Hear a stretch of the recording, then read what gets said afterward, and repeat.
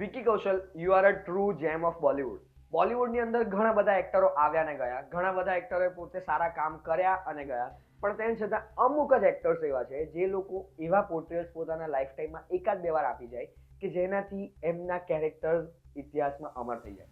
અને વિકી કૌશલનું છાવા કેરેક્ટર, જે એમને છત્રપતિ સંભાજી મહારાજનું કેરેક્ટર પોર્ટ્રે કર્યું છે, એ એવું જ એક કેરેક્ટર બની જશે. કારણ કે એમને પોતાનું બધું જ આપી દીધું છે. એમના દરેકે દરેક એક્સપ્રેશન, દરેકે દરેક ન્યુઆન્સીસ તમને બતાવે છે કે એ માણસે કેટલું રિસ્પેક્ટફુલી આ કેરેક્ટરને પોર્ટ્રે કર્યું છે. અને એટલા માટે અમુક વાર આવું કહેવાનું મન થાય કે કહેવાય છે ને કે ઓસ્કર્સ અમુક મૂવીઝ માટે અને અમુક પરફોર્મન્સીસ માટે નાના પડી જાય, તો છત્રપતિ સંભાજી મહારાજનું કેરેક્ટર વિકી કૌશલે જે પોર્ટ્રે કર્યું છે એ એવું જ કેરેક્ટર છે જેની માટે ઓસ્કર્સ તો શું, પણ ઘણા બધા ઓસ્કર્સ ભેગા થઈને પણ એને એની સમકક્ષ આવી શકે એવું છે જ. ઓકે, મૂવીની અંદર ઘણા બધા નેગેટિવ્સ પણ છે અને ઘણા બધા પોઝિટિવ્સ પણ છે. પહેલા પોઝિટિવથી વાત કરીએ તો આની અંદર બધા જ સાઇડ એક્ટરો જે પણ છે, આશુતોષ રાણા છે, સાથે એક જેમનું આપણે મેન્શન કરવું જ પડે એવા અક્ષય ખન્ના, જેમને ઔરંગઝેબનું કેરેક્ટર એટલી દરિંદગીથી પરફોર્મ કર્યું છે કે જે જોઈને તમને ફીલ થાય કે ભાઈ આ માણસ એની અંદર કેવો ઘૂસી ગયો છે. જેમ વિકી કૌશલ છત્રપતિ સંભાજી મહારાજના કેરેક્ટરમાં ઘૂસી ગયા હતા, એમ ઔરંગઝેબના કેરેક્ટરની અંદર અક્ષય ખન્ના ઘૂસી ગયા છે. અને એવું લાગે છે કે જેમ ગેમ ઓફ થ્રોન્સ સાથે થયું હતું, સર્સીના કેરેક્ટરને લોકો બહુ હેટ કરવા માંડ્યા હતા, એમ કદાચ અક્ષય ખન્ના સાથે પણ થઈ શકે. ઓકે, જોક્સ અપાર્ટ, પણ બધા જ એક્ટરોએ આની અંદર પોતાનું 100% આપ્યું છે. ખાલી એક નાનકડી ભૂલ જો ડાયરેક્ટરથી થઈ હોય કે પછી એક્ટરની પણ ગણી શકો તો એ હતી રશ્મિકા મંદાના.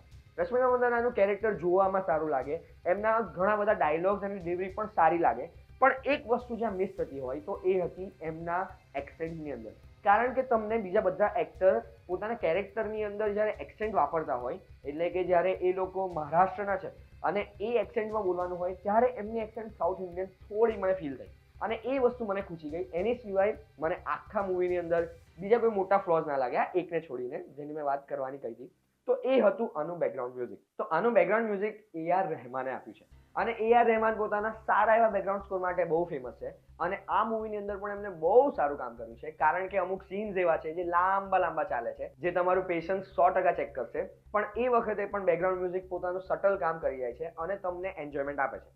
પણ અમુક કન્વર્ઝેશનની અંદર, સ્પેશિયલી જ્યારે એક કેરેક્ટર બીજા કેરેક્ટરને બોલાવતું હોય ત્યારે બેકગ્રાઉન્ડ મ્યુઝિકને ખબર નહીં શું થાય છે અને એકદમ જ હાઈપઅપ થઈ જાય, એટલા માટે તમને નામ જ ના સંભળે. હવે ભારત દેશમાં રહેતા મારા જેવા નવયુવાનોની સૌથી મોટી વિડંબના એ છે કે આપણને આપણા ઇતિહાસમાં જે સાચા કેરેક્ટરો, સારા કેરેક્ટરો અને જેમનો ઇતિહાસ ખરેખર આપણો ઇતિહાસ કહેવાય અને જાણવા જેવો છે, એ વસ્તુ આપણને જાણવા મળી જ નથી. અને આપણને પેલા મુઘલ સામ્રાજ્ય કોણ હતું, એના કોણા પછી કોણ આવ્યું, ક્યારે એને કયું શાસન કર્યું, એને શું બદલાવ કર્યા, આ તે એ બધું આપણને ભણાવવામાં આવ્યું. પણ સંભાજી મહારાજ કોણ હતા, એમના પિતા કોણ હતા, એમના ભાઈ કોણ હતા, એમના બહેન કોણ હતા, એમનું લેગેસી શું હતી, એ વસ્તુઓ ભણાવવાનું કોઈએ સંકલ્પ પણ ના કર્યો અને સંકલ્પ તો ના થઈ પછી બતાવવાની તો વાત જ ક્યારે. એટલે આપણે આ ક્યારે ભણ્યા જ નહીં અને એટલા માટે આ કેરેક્ટરોને ઓળખવામાં આપણને એક મદદરૂપ થઈ શકે એવું હતું, તો એ એકબીજાને નામ દઈને બોલાવે એ.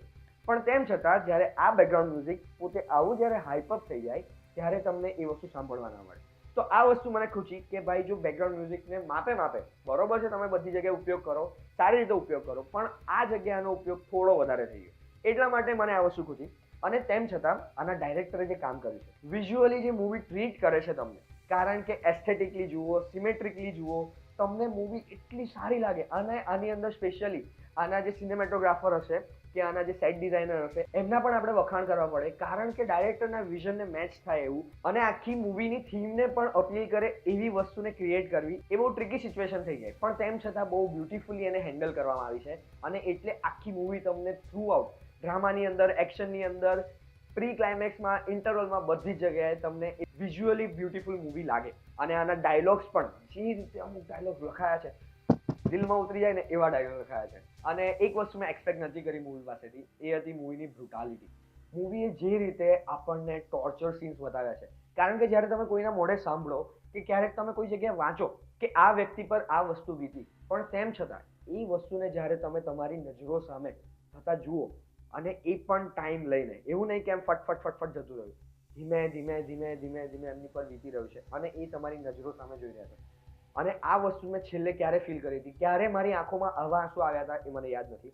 તો મારી તરફથી આઈ વુડ 100% રેકમેન્ડ કે તમે આ મૂવી જઈને થિયેટરમાં જુઓ, કારણ કે આ થિયેટર એક્સપિરિયન્સ માટેની મૂવી છે અને આ મૂવી તમને આપણા ઇતિહાસનો એક એવો પહેલું બતાવે છે જેનાથી મારી જેમ ઘણા બધા યુવાનો, ઘણા બધા બાળકો, ઘણા બધા ફેમિલી મેમ્બર્સ અજાણ હશે અને એટલા માટે આ મૂવીને જોવાનું ચૂકતા નહીં.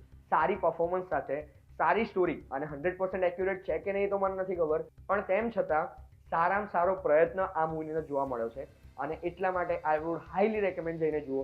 જો તમે જોઈ લીધી હોય, જો તમારા ને મારા વિશે મેચ થતા હોય તો લાઈક કરજો અને કમેન્ટ્સમાં કહેજો તમને કઈ વસ્તુ સૌથી વધારે ગમી અને આ મૂવીમાંથી તમે શું શીખ્યા. કારણ કે હું તો એ જ શીખ્યો છું કે મારે મારા જીવનમાં આજથી, ભલે અત્યાર સુધી નથી કર્યું, પણ આજથી મારું 100% આપવું છે, પછી જે પણ ફિલ્મમાં કેમ ના હોય. તો મળીએ ફરી બીજી વિડીયોમાં. આજે ઘણી બધી મૂવીઝ આવી છે અને I am hoping to do everything I can. As I said કે હું 100% પ્રયત્ન કરીશ તો બધા મૂવીના રિવ્યુ આજે તમને જોવા મળી જશે.